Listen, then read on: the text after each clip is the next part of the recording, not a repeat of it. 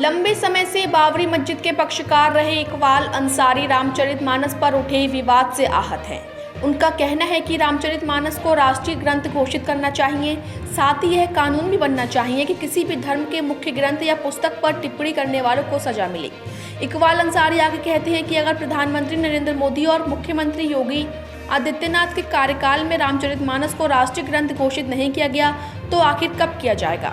वहीं इस राम जन्मभूमि मंदिर के मुख्य पुजारी आचार्य सत्येंद्र दास का कहना है कि इस तरह की मांग पहले भी हो चुकी है, लेकिन यह पहली बार है कि इस्लाम धर्म से जुड़ा कोई इस तरह की मांग कर रहा है। यह सही समय है, इसलिए हमारे धार्मिक ग्रंथों की आलोचना करने वालों के खिलाफ कानून बनाया जाए जिसके दोषियों को कड़ी सजा मिल सके, ताकि फिर से हमारे धार्मिक ग्रंथों पर टिप्पणी करने की हिम्मत न हो। वहीं विश्व हिंदू परिषद के अवध प्रांत प्रवक्ता शरद शर्मा ने इकबाल अंसारी की मांग का स्वागत करते हुए कहा कि यह सबको लेकर चलने वाला ग्रंथ है, इसलिए इसे राष्ट्रीय ग्रंथ घोषित करना चाहिए।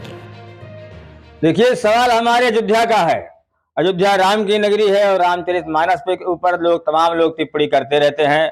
तो हमारा तो यही मानना है कि धर्म की नगरी से एक आवाज उठनी चाहिए। हमारी भी यही आवाज है कि रामचरितमानस को राष्ट्रीय ग्रंथ घोषित होना चाहिए। और उसके साथ साथ जो हिंदू मुस्लिम सिख ईसाई की धार्मिक किताबें हैं उसका भी सम्मान होना चाहिए। उस पर भी कोई टिप्पणी करे तो सरकार कानून बनावे कि जो भी गलत सलत बात लोग उस पर कहें उनके ऊपर कानून ऐसा बने कि धार्मिक ग्रंथों पे टिप्पणी करने वालों को सरकार की तरफ से कानूनी कार्रवाई होनी चाहिए। और आजकल का दौर जो चल रहा है, माननीय मोदी जी प्रधानमंत्री जी हैं और माननीय मुख्यमंत्री योगी जी हैं, इनकी सरकार में अगर इस ग्रंथ को राष्ट्रीय ग्रंथ नहीं घोषित किया गया तो कब गौ को राष्ट्रीय पशु घोषित किया जाए, हमारा जो धार्मिक ग्रंथ है उसको राष्ट्रीय घोषित किया जाए।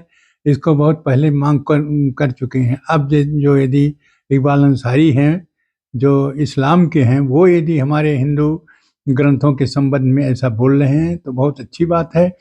इस पर हमारी सरकार को संज्ञान लेना चाहिए और रामचरितमानस को राष्ट्रीय पुस्तक के रूप में, राष्ट्रीय धरोहर के रूप में घोषित कर दें। उसी प्रकार से हमारी गीता है, भागवत है, उपनिषद है और बहुत से ऐसे धार्मिक ग्रंथ हैं जो जन कल्याण के लिए हैं। ऐसी स्थिति में इन ग्रंथों को इस प्रकार से इनको राष्ट्रीय रूप में घोषित किया जाए और साथ ही साथ यह भी घोषित किया जाए कि जो भी इन धार्मिक ग्रंथों को और इस पर आलोचना करता है या कुछ भी कहता है उसके विपरीत, उसको ऐसा कानून बनाया जाए जो दंड दिया जाए। और वह दंड सामान्य दंड न हो, ऐसा दंड दिया जाए जिससे कभी किसी की हिम्मत ये हमारे धार्मिक ग्रंथों का आलोचना करना और उस पर टिप्पणी करने का साहस न हो। इस प्रकार से निश्चित यदि सरकार कर लेती है तो हम लोगों को बहुत राहत मिलेगा और बहुत ही सुकून मिलेगा। आशा है कि केंद्र में मोदी सरकार और प्रांत में प्रदेश में योगी सरकार, तो ये दोनों सरकार के समय में यदि नहीं होता है तो कोई भी ऐसा सरकार नहीं आएगी जो इस प्रकार से हिंदू के ग्रंथों को और सम्मानित करे, राष्ट्रीय घोषित करे और उस पर टिप्पणी करने वालों को दंड दे।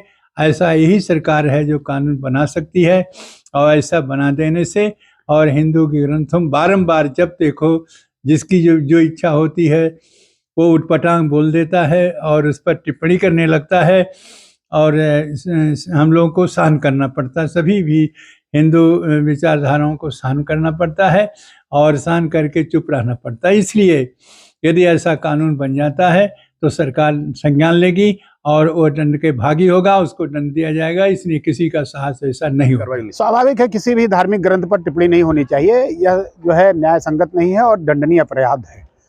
रही बात रामचरितमानस की, तो रामचरितमानस को जो है राष्ट्रीय ग्रंथ घोषित ही करना चाहिए। जिन लोगों ने भी मांग उठाई है हम सब उनका अभिनंदन करते हैं, वंदन करते हैं। यह एक सामाजिक ग्रंथ है, समन्वयवादी ग्रंथ है, सबको साथ में ले चलने वाली ग्रंथ।